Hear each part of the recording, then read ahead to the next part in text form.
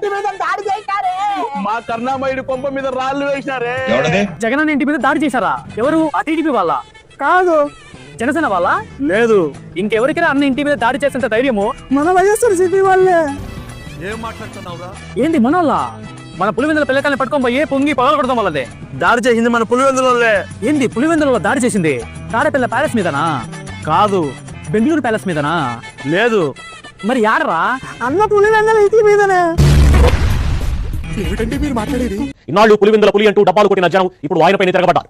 జగన్ నమ్ముకొని పనులు చేస్తే తమ కుటుంబాలు రోడ్డున పడ్డాయంటూ ఆగ్రహం వ్యక్తం చేశారు. అధికారంలో ఉన్న సమయంలోనే పలుమార్లు విజ్ఞప్తి చేసిన బిల్లులు క్లియర్ చేయలేదని ఆవేదన వ్యక్తం చేశారు.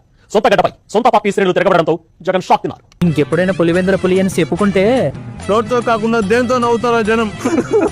అంటే ఈ తూరి 11లో పులివెందుల కూడా అంతా